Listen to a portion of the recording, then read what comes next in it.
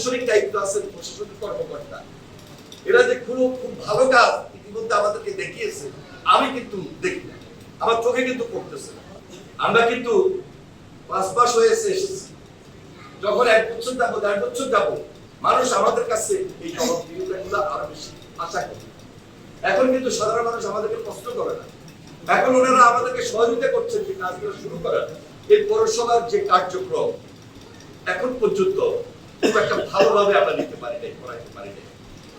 একদিকে নির্বাচনে হয়তো একজন মেয়র আসবেন, কিন্তু যারা প্রশাসনিক দায়িত্ব আছেন, প্রশাসনিক কর্মকর্তা, এরা যে খুব ভালো কাজ ইতিমধ্যে আমাদেরকে দেখিয়েছে, আমি কিন্তু দেখি না, আমার চোখে কিন্তু পড়তেছে না। রাস্তায় বলেন, জলাবদ্ধতা বলেন, ট্রেনে বলেন, ময়লা আবর্জনা প্রত্যেকটা ওয়ার্ডে আমাদের এত সুযোগ থাকার পরেও তারা কিন্তু আমাদেরকে সেই সহযোগিতা করতেছে না। আমাদের এখানে আমার জেলা বিএনপির 19 সদস্য সচিব, উনি আমাদের পৌরসভার মেয়র ছিলেন, উনি আমাদের জেলা পরিষদের প্রশাসক। আমি তাকে দৃষ্টি আকর্ষণ করে বলব, আমাদের দায়িত্ব, এই দায়িত্ব আপনার না থাকলেও পৌরসভার দায়িত্ব কিন্তু আপনাকে নিতে হবে, এগুলো দেখভাল করতে হবে।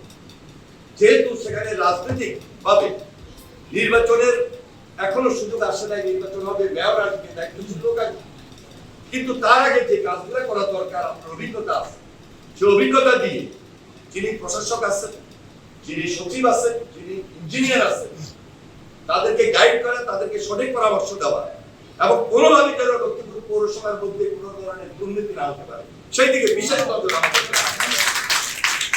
কারণ আমরা মানুষের সাথে ওয়াদা করি, আমরা কিন্তু 5 মাস হয়েছে এসেছি, যখন 1 বছর যাবো 1.5 বছর যাবো মানুষ আমাদের কাছে এই জবাবদিহিতাগুলো আরো বেশি আশা করে। এখন কিন্তু সাধারণ মানুষ আমাদেরকে প্রশ্ন করে না, এখন ওনারা আমাদেরকে সহযোগিতা করছেন যে কাজগুলো শুরু করার, কিন্তু সময় যাইতে বেশিক্ষণ লাগবে।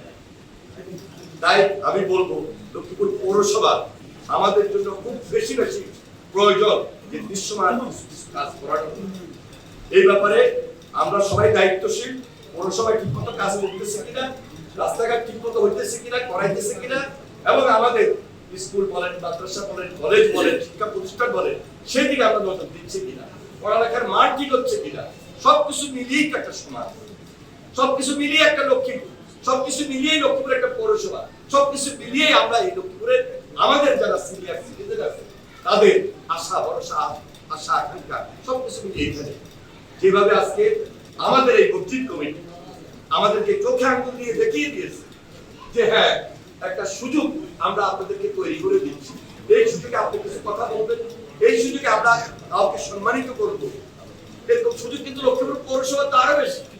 সুতরাং লক্ষ্মীপুর পৌরসভা যেন আমাদেরকে এই যে সিনিয়র সিটিজেনের উপস্থিতিতে সবাই সেই সুযোগটা আমরা দিতে পারি এবং সবাই আমাদের অধিকার আমরা প্রতিষ্ঠিত করতে পারি, সেই দিকে আমাদের দায়িত্ব হলো বিশেষ নজর দেওয়া। আমি আর বেশি বক্তব্য দিব না, আমাদের কাজ শুরু করেছি, তবে আমাদের উদ্বেগটা মহৎ। এই কারণে বলবো যে মহৎ, ইতিমধ্যে আপনারা লক্ষ্য করেছেন মাননীয় প্রধানমন্ত্রী তিনি 9টা থেকে 3টা 4টা পর্যন্ত অফিস করেন, তিনি যদি রাত্রে 12টা 1টা পর্যন্ত অফিস করতে হয় সেটাও করান এবং করেন, এবং আমরা ওনার সঙ্গে সেই টিমওয়ার্কে সম্পূর্ণভাবে কাজ করে যাচ্ছি।